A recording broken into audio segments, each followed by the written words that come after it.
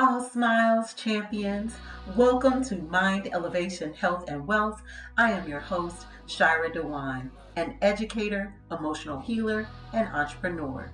For this month, we will be celebrating Black history, culture, and how we can heal worldviews by being an ally, by understanding, and by increasing our knowledge of Blackness, Blackish, and Black excellence of Africans, African Americans, Afro Latinos. We will learn across all cultures. We are all the same kind of different.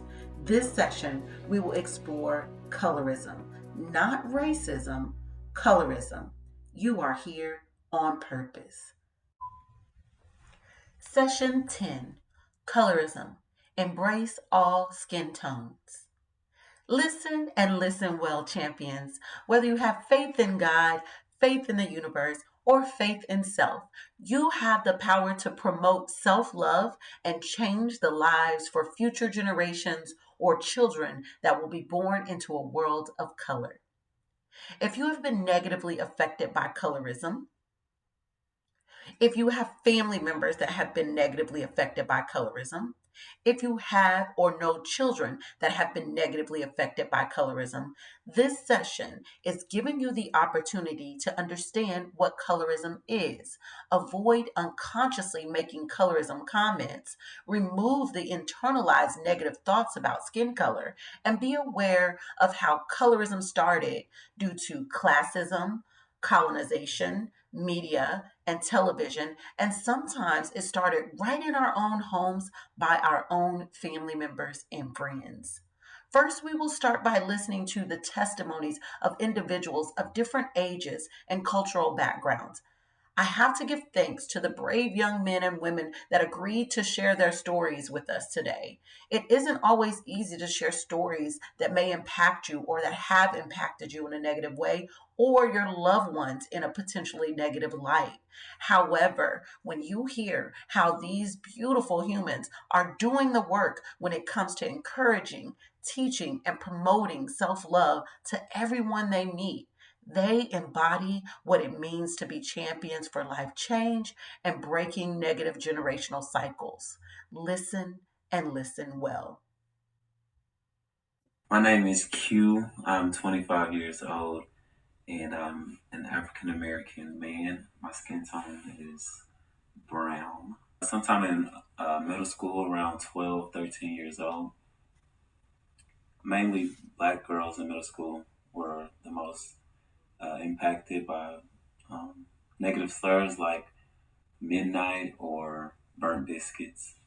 Well, currently I'm an educator, I've heard some examples with students now, so I've corrected them in the moment.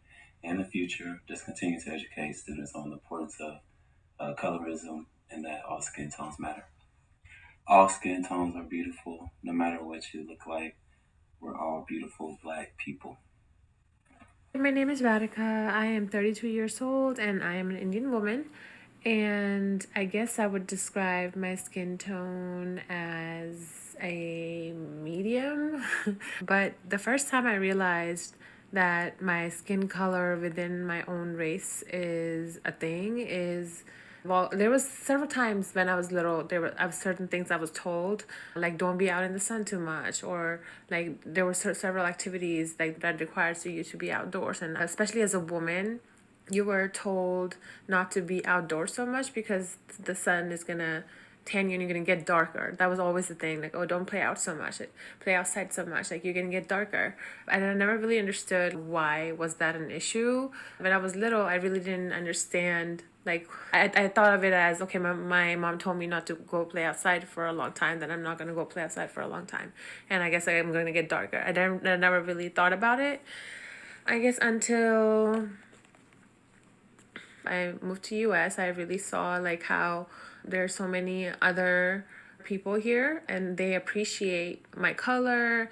And when I got here, there was so much curiosity questions about my skin color and my skin and where I come from and all that. And then I really understood like the beauty of it. There was an issue even with my mom because my mom is considered as a dark skinned Indian, and she was always made fun of for that, and to the point that like they used to call her a dark girl, like as an insult per se, and she never really understood that herself. So it's a very sensitive topic for her. And then so when she had me, so she was very careful about not having me spend too much time outside with the same concern yet again, like, oh, you're gonna get darker. But I never really understood why was that an issue, especially when I moved here, when I started to love my skin color, especially because there was so much appreciation for it. And that made me question her thinking and make her realize, like, why do you think being outside in the sun or going to lay out on the beach, why is that going to be an issue? Like, why it has to be that, oh, you're going to get darker, so what, you're going to get darker, like it's just tan, right? And then I made her question, like, why is that a problem? But then she always links it back to her being teased for it, which she never realized why it was a thing. But now she is stuck in this her own cycle as well, doing the same thing to me and not realizing how she was part of that. She was in my shoes one day herself. So in order to, I guess, bring awareness towards it is to have people question why do we think the way that we think sometimes, because there's so many times that we have certain stereotypes within us or bias that makes us believe in a certain thing just because that's what we have been told. And there's many times people just blindfoldedly follow what we have been following for the long time, or what we have been told or what we have been taught as a child, but we never really questioned it just because it was coming from our family. So having these podcasts like this or interviews or getting people to talk about this topic is going to be helpful and is one of the solutions to an issue like colorism, because a lot of it, if you really sit down and like try to break it open, it doesn't really make sense. So, ending with some encouraging words is to be your beautiful self, and every skin color is beautiful because that's how you are sent to this world. And appreciate it and educate people about their beliefs and correct them in the most decent way possible. I am Taquita Sheriff. I am a 43-year-old black woman. I would say my skin complexion would be more of a dark caramel complexion, I would say. Oh, I was very young. I would say elementary age, maybe first, second grade, possibly younger. I realized that just by being more on the darker side. I would always get teased by the boys for not being as light as the next female. So yeah, it was a really young age. I would say one of my experience that really have stuck with me throughout the years. I've had plenty of experience, but this particular one stuck with me throughout the years. With my sister and I, we were in China, and my sister had already lived there for probably 3 years, and I went to visit, and she was taking me around the city of Beijing, sightseeing, and soon as we tried to get on the train, my sister understood Mandarin very well, so when we were trying to get on the train, everyone was staring at me, and they were talking, and my sister said they're really amazed, and they're trying to understand because they'd never seen a dark-skinned African-American woman. And so she made a video of individuals tripping while they were watching me because they didn't understand it. And they would run up to me, take pictures of me or with me, and we had a hard time trying to flag cabs down because I was more dark-skinned than her. I had to actually step away from her so she could stop a cab. We were in the zoo, and it was a grandmother and her grandchild laughing at us. And I really didn't understand what was going on, so I was smiling and, laughing back. Well, next thing I know, my sister started, my sister was really upset speaking in Mandarin, and then she began to speak in English. Well, the grandmother was actually telling the little boy, he was probably about 4 or 5 years old, that we were monkeys and we deserved to be in the cage with the dog that was in the cage by us, which was supposed to be an American dog, but it actually was a German Shepherd. But it was labeled an American dog. And that was really sad and heartbreaking because the entire time my sister was trying to keep me away from the negativity that was really taking place when everyone was watching me and talking and running up, taking pictures with me without my consent. It wasn't because they thought I was beautiful. It was because I was dark skinned. I was a dark skinned African American. And that will always stick with me, especially the grandmother telling the little boy that we were monkeys and we were supposed to be in the cage at the zoo with the dog. I try to always broadcast on my social media a lot of, just all different races and shades of skin tones, and just embrace all the beautiful things about each person and how we're all different and unique. And we should never go by this color of our skin to place judgment on someone. It's way more to a person and their beauty besides the color of their skin. I would most definitely tell them you are beautiful. And as Tupac would say, the blacker the berry, the sweeter the juice. My name is Ashley Smith. I'm 40 years old, and this is the first time I've been asked to describe my skin tone. Wow. I guess my whole life everyone else has done it for me. Let me see. Have you ever been to Hawaii? I went recently, and one of the things that stood out to me was the color of the sand. Honestly, I was hoping for the bright white sandy beaches of the Caribbean, but Hawaii beaches are different. It's more of a caramel brown, and if you look closely, you can see the small individual rocks that make it up, and they're all different shades of brown. That's me. That's what I'm going with today.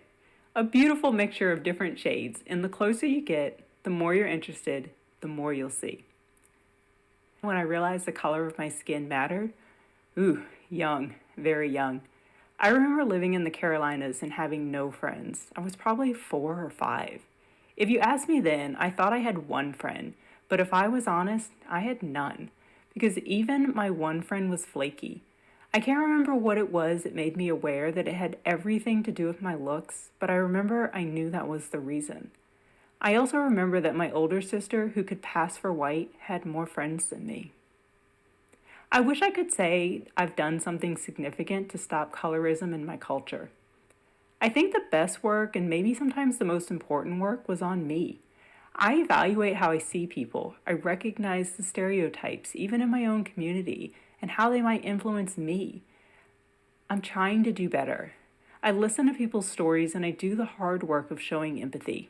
I can't fix it.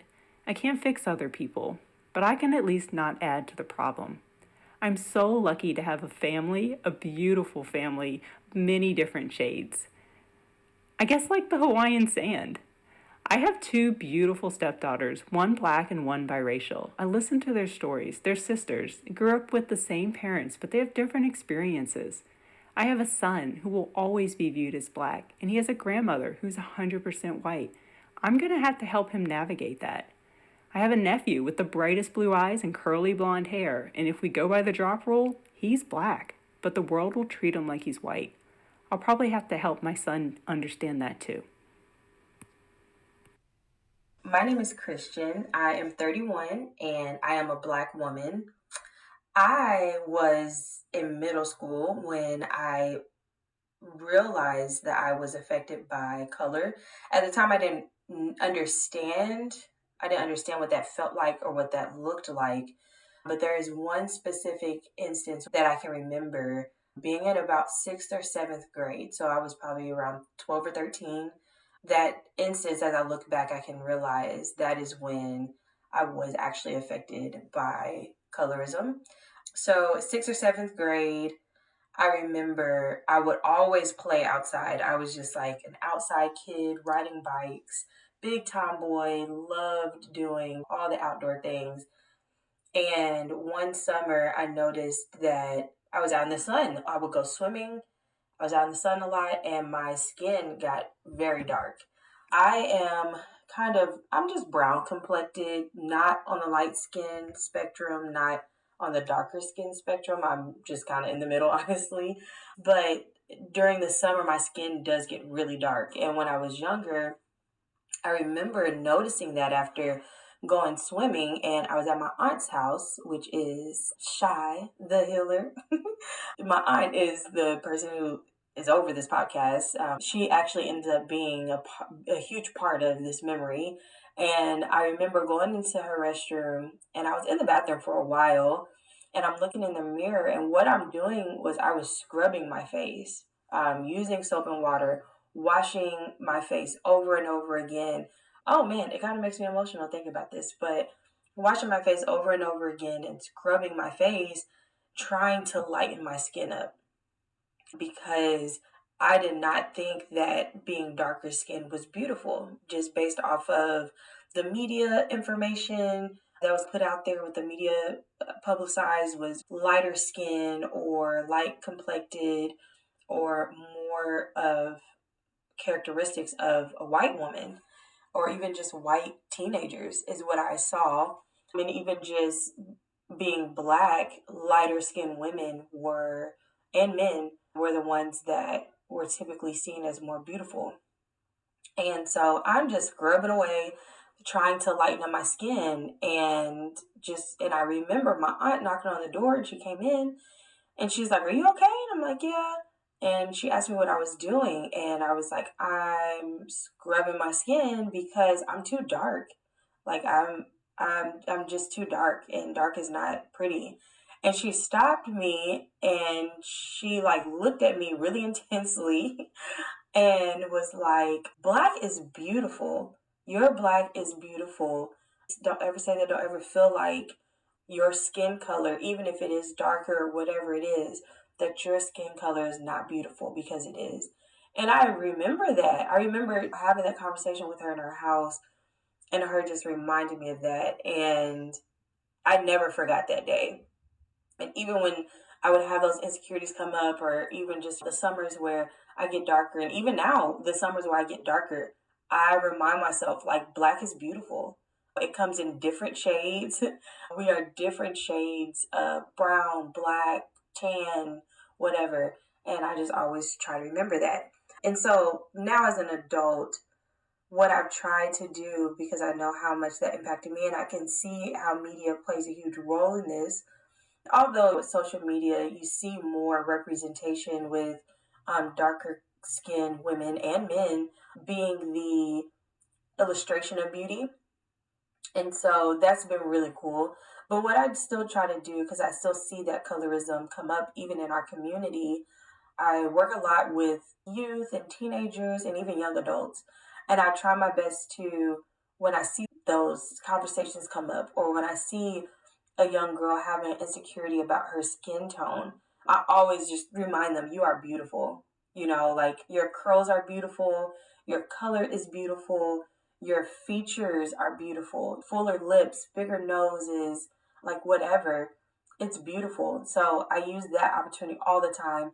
And then now I'm raising two young, beautiful boys that are 100% black, and my husband is very fair skinned with red undertone, some red hair, and we have two sons. One is 5, well, he'll be 5 in a couple weeks, and then one is 5 months. And my oldest son, he's my complexion, and then my 5-month-old is brighter than my husband with red hair and red eyebrows. And so it's so cool to see how genes can play a factor, play a role.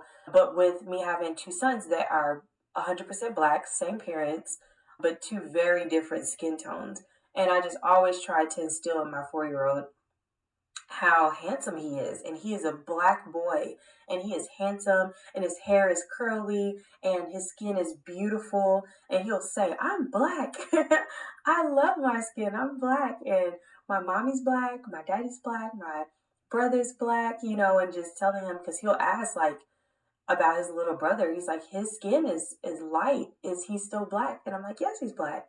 So just teaching him that we come in different shades, but they're all beautiful, and to be proud of what he looks like and the features that he has. And I will be having that same conversation with my younger son when he realizes that he's more fair skinned and has red hair, and just having that conversation. That's one way that I'm trying to really instill in the next generations to come, just debunking those negative thoughts towards our skin color. And so I just want to encourage just everyone in the Black community that you literally are beautiful. Our Black is beautiful. It comes in different shades, different shapes, different hair textures, different characteristics, different sizes, just everything. Like, we are just so versatile. We are so beautiful, and we are honestly just amazing. So I just want to hype everybody up and just remind you that you are beautiful. You are made just the way that God created you, and that is perfect. And if you've ever been negatively affected by colorism, it's never too late to love yourself and see who you truly are, and love your color, love even the experiences that you've gone through, because they make you who you are, and they shape you, and that you can pass down to the next generations and help them understand what it is, and to be strong through it and not be negatively affected by it. Yeah, y'all awesome. So much love to y'all. As we listen to those testimonies, some of you were probably forced to reflect on your own experience. One of the main reasons for listening to the stories of others is to learn the similar challenges that we all face across cultures. Before I move forward, let's go over the vocabulary of some of the words you will hear being used this session. Colorism is defined as differential treatment based on skin color, especially favoritism towards those with lighter skin tone and mistreatment or exclusion of those with a darker skin tone. Classism is defined as bias or discrimination based on social or economic classes. Examples of classes are upper class, rich or wealthy people, middle class, above the poverty limit, or lower class, poor and impoverished people. Colonization is defined as the action and process of settling and establishing control over the indigenous people of an area. Examples of colonization is European invasions and colonizations of Africa, European colonization of Americas from the Native Americans, European colonization, forced enslavement, and human trafficking of Africans to the Americas. Those are all examples of colonization. I promise we will discuss how we are all the same kind of different, or as some like to say, we are all more alike than different. I got that from a really great movie I watched called Same Kind of Different as Me. I think it's based on a true story. I'm going to start by explaining how colorism is a cross-culture issue based on my research. Let's travel to Asia. Asia and colorism. At its root, colorism and the resultant discrimination and bias that is a result of colorism has its roots due to classism in Asia. Unlike the racist ideology that was a direct result of the rationalism of slavery by Western European countries of Portugal, Spain, Great Britain, colorism in Asia came from the idea that lower wage workers had to work in the fields and had darker skin as a result. Lighter skinned people and Asians were able to stay out of the sun. In Asia, there is a deeply rooted cultural notion that associates dark skin with poverty and working in the fields, whereas pale skin reflects a more comfortable life out of the sun and therefore a higher social economic status and higher class. This was from an article published by Jessica Huang, August of 2020. You heard the testimony of Taquita and her experience traveling to China. Historically, China already has a negative view of dark skin in their own culture, but based on the lack of knowledge about other cultures, to see an African American with even darker skin was viewed as animalistic, which resulted in dehumanizing an innocent young woman such as Taquita. Let's travel to India. India and colorism. Some historians say colorism in India was greatly intensified by colonization of the British. It was a practice by the British rulers to show favor to the light-skinned Indians for government jobs. Preferences for light skin toned over dark when it came to marriages and most of the jobs are still affecting the lives of hundreds of thousands of Indians. This was an article by Samir Yassir and Jeffrey Gentleman in June 28, 2020. As we heard Radhika's story and testimony as an Indian woman and the struggles her mother went through as a young Indian child, faced with the teasing of being a darker skinned Indian. Let's travel to Latin America.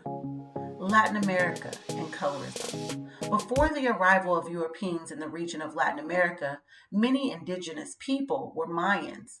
Then, later, both the Spanish and the Portuguese brought African slaves to the colonies as laborers to work.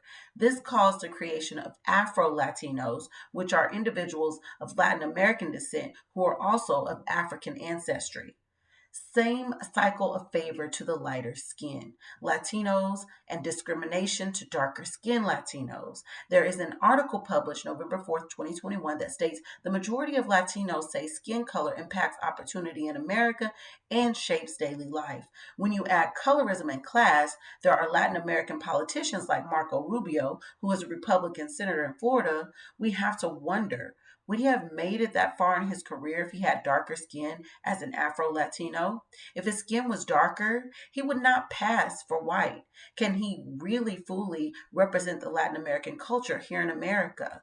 With Latin America and classism visibly, if you can pass as white, it is a complete erasure of dark skin in the Latin American culture. The erasure of dark skin causes people to question when an Afro-Latino or a dark-skinned Hispanic is actually speaking Spanish, even though Spanish is their native language. Let's travel to Africa. African and colorism. Due to colonization, television, and media in Africa, skin bleaching and skin lightening creams are number one sold product in Africa. Most commercials and advertising portrays white or lighter skinned women and men. Most acting jobs and roles are given to lighter skinned men and women. So the idea that lighter skin is beautiful and it also offers more opportunities, in an article published on March 10, 2020 by Lynn M. Thomas, a Somali American activist, she scored a victory against Amazon and against colorism. The Beauty Well Project teamed up to convince Amazon to stop selling skin lightening products that contain toxic levels of mercury. Africans were going to the extremes of using toxic products to lighten their skin. This has been shaped overall by white supremacy and institutions of racial slavery, colonization, and segregation, class, and gender. Let's travel to the United States of America. Colorism is due to colonization and slavery. It started on the plantation. African women were kept and used as concubines, which means they were being used and abused for sexual purposes by their white enslavers. This would result in pregnancy. The child would be born as what they called back then mulatto, meaning with both black and white race. Today we simply say biracial. Oftentimes, this child would have a lighter skin tone, which also means this child is most likely the enslaver or master's biological child. Commonly, although this child is born into slavery, this child will receive privileges that other all black slaves did not receive. This child was allowed to live in the big house. Sometimes when these children will become adults, the master would allow them to become overseers, also known as the enforcers of their own enslaved family. Imagine being the mother to an all black slave child working in the fields, and also the mother to a biracial child that has house and boss like privileges. How do you wrap your mind around that? However, when mothers realize that if their light skinned children could possibly pass for white and be a free human, like any mother, you want the best for your child, right? But this is also where the love and hate of light and dark skin colorism started taking place within our own community on the plantation. The dark black enslaved Negro was mistreated and only capable of working in the hot sun in the field, only able to eat what's left over from the pig, which would only be pig intestines. And then there is the light skinned, uppity Negro that works inside the cool house, the big house, with the privileges of working in the kitchen and eating other portions of food and sleeping on the inside instead of out in the slave shack. They had options. They either embrace their so called good life as a light skinned relative of their master with the potential to possibly pass and be free, or they had the option to shun their dark skinned brothers and sisters that needed to keep working in those fields for the master. The stress of a mother born into slavery, sexually assaulted regularly, and then have to watch her children be separated by color and class, no longer united, hence the term, united we stand, divided we fall. It is safe to say that colorism affects the whole world. Not only do people have to worry about being a person of color, they also have to worry about the shade of their color. Then you add in skin color with a kinky hair texture, skin color with a larger body size, skin color with larger lips, skin color with a larger nose, skin color with eye color. I get exhausted just thinking about how deep the level of colorism drives us immediately into judgment and hating our God given features. Michael Jackson and the whole Jackson family that lightened their skin and decreased the size of their nose. O.J. Simpson stating, "I'm not black, I'm O.J., disassociating himself due to social class. Then Time magazine darkened his skin on the cover of the magazine when he was being charged with murdering his wife. Barack Obama's skin was darkened during the election by Hillary Clinton's campaign ads, would darken his skin on purpose, knowing the influence and worldview of dark-skinned blacks. Back in 1947, the famous photographer Gordon Parks captured a photo of a little black American girl pointing to the white doll when she was asked to point to the pretty doll. This test is known as the doll test. Her young mind was already led to believe that white and light are pretty and that her dark skin was not. This test led to school integration, Brown versus Board of Education demanding racial integration of American public schools. I remember in high school, around the year of 1996, a friend who was dark-skinned black young lady made the comment, "I want my babies to be mixed so they have lighter skin and good hair because I want my kids to be pretty." I was instantly triggered by my childhood of having a mixed race sister and the pain that was unknowingly and unconsciously inflicted on me when grown-ups would say things to my father like, "Are those your children?" referring to my little sister and I. This one, pointing to or picking up my little sister. "This one is so pretty. She's so pretty. Got that good hair too." They admired her so much, they nicknamed her Sunshine. They never called me ugly. They just showed me what pretty was supposed to look like. And unfortunately, it wasn't me.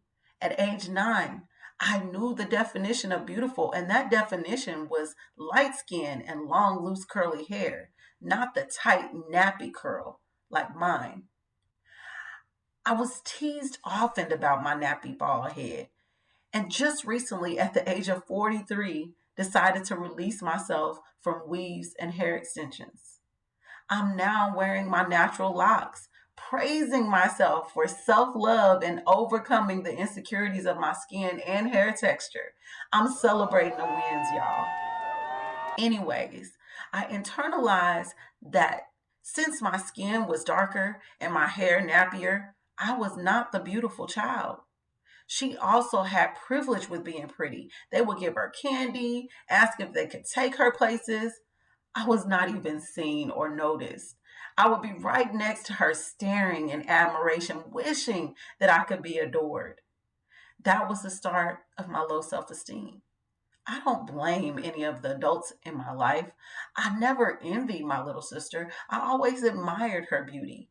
I just hated myself and wanted to change the color of my skin and the texture of my hair. I remember hearing comments about other little girls like, she's dark, but at least she got good hair. But at that time, I didn't have what classified as good hair. I didn't even have the genetic jackpot that my little sister had. I don't blame my father because he didn't even know how it was affecting me. He didn't even know he should have corrected the other adults. He didn't even know that he should have reminded me that I was also just as beautiful as my sister. Colorism was never acknowledged, understood, or addressed. I don't even think colorism was a word that was spoken back in the 80s. After listening to the testimonies earlier in this podcast, we are already seeing mindset shifts against colorism. Because in the past, I remember Black folk would deliver their child, have their baby, and check the color of their baby's fingertips, just hoping they were not dark. Because if the tips were a lot darker than the rest of the baby's body, it meant the baby would be a dark child. There used to be a brown paper bag rule in the South, meaning people shouldn't date other Blacks if their skin was darker than a paper bag. There is a one drop rule, meaning if you have one drop of Black blood in you, you are considered Black. If you were passing as white and got caught, you could be murdered, and anyone else that knew you were really Black will be murdered also. There are still Black male and female women that are living in the white world as passers and have completely denied and erased their true identity in Blackness. Hey, you, the champion for life changes. I'm challenging you to be open to change your internalized thoughts about light skin and dark skin. You know you have been guilty of judging yourself or others based upon skin tone. When we are real together, we heal together. It is time to practice a mind elevation and shift on our worldview relating to people of color. We must see the beauty of dark skin. We must see the beauty of naturally kinky hair. We must see the beauty of our full lips and wide noses. We must embrace our cultural natural beauty. The brainwash and whitewash can no longer separate and divide us from loving ourselves. If you are an ally for the Black community, understand that dark skin does not mean bad or evil or violent. There has been a misconception that colorism is someone being insecure about the color of their skin. The truth is, colorism can cause insecurity. However, it is a real discrimination that can promote and internalize self-hate and inferiority. Based on our research and knowledge, we now know colorism is designed and systematically structured to divide and conquer in many different countries, including the United States. Bringing awareness and correcting colorism comments, we are here to disrupt the systems of oppression. As you heard in Taquita's story, darker humans are sometimes compared to animals in other cultures, also being teased as a young lady for being darker than other Black American girls. Or as you heard in Q's story, when he talks about how as a young boy he would hear darker skinned young Black girls being talked about and called names like Midnight or Burnt Biscuit. As you heard in Radhika's story in her Indian culture, as a young woman being told to avoid going outside with the threat of becoming darker, a projection of her mother being teased for being a dark Indian girl.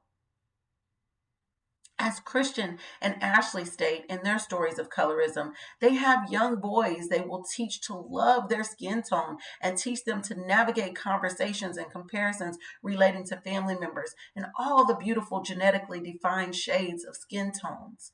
We will do better. We must do better, and we have to teach and promote the beauty of all skin colors.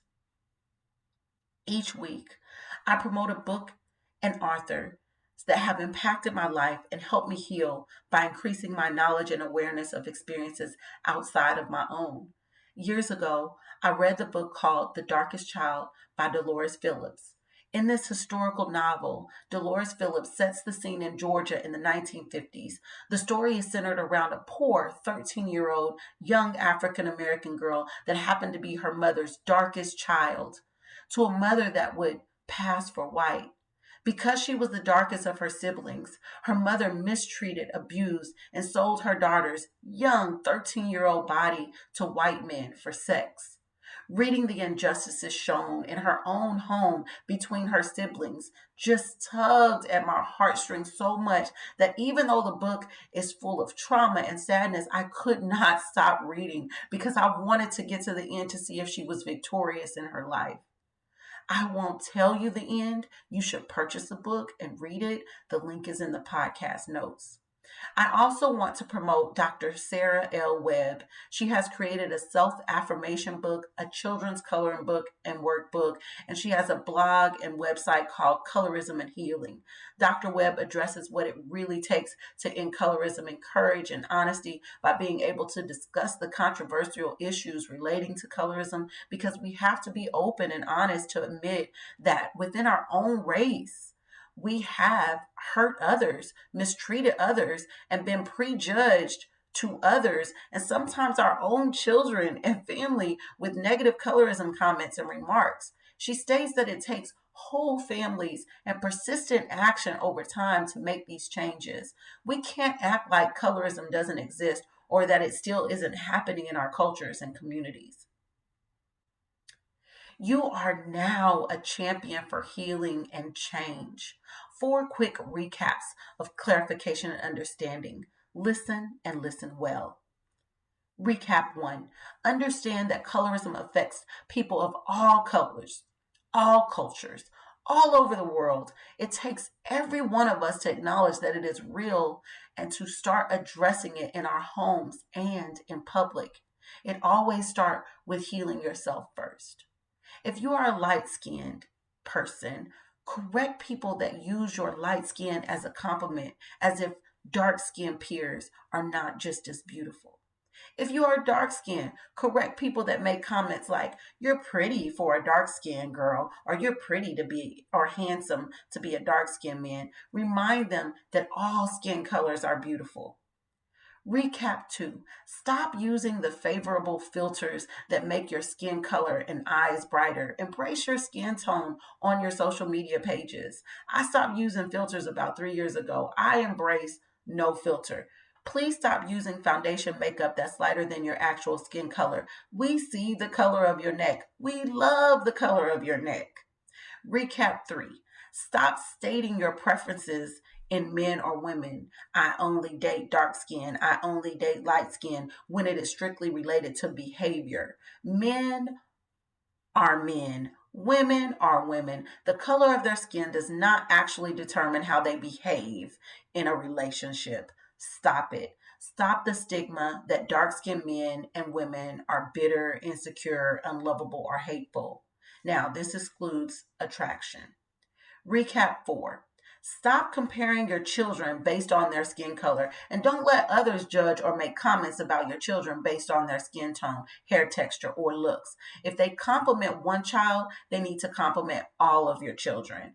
Redirecting students or young people's negative comments when you hear young adults negatively insult other young adults with comments like, "You so black," or name-calling insults like "burnt biscuit" or "black as tar head ass." Correct and redirect immediately to remind them that their black is beautiful. This type of teachable moment can change a whole generation of our future humans.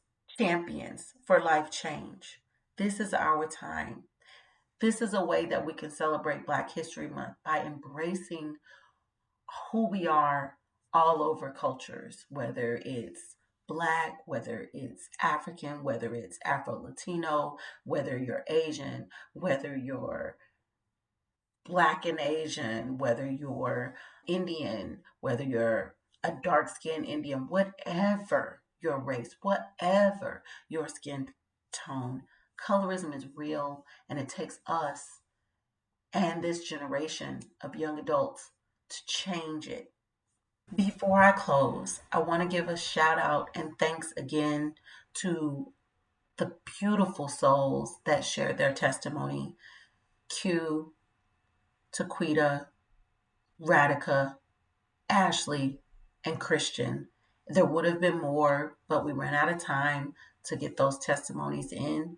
But you are truly appreciated, and the work and sacrifices that you're making, and the way that you're raising your children, and the way that you're being an educator, and the way that you're projecting the sense of beauty on your social media pages, and the way that you're even acknowledging and challenging your own parents' belief about their skin color. Those are all successful ways of fighting for justice for colorism.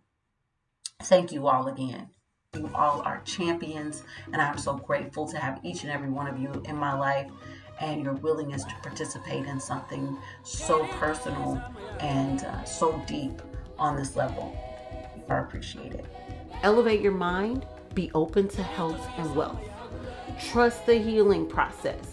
Sometimes healing hurts, but when completely healed, you become a stronger, wiser, and amazing human. That was heavy. Let's relax and breathe. Breathe in love. Breathe out love. Breathe in peace. Breathe out peace. Breathe in love. Share love. Now, share this podcast to help someone you love. I enjoy interacting with my listeners.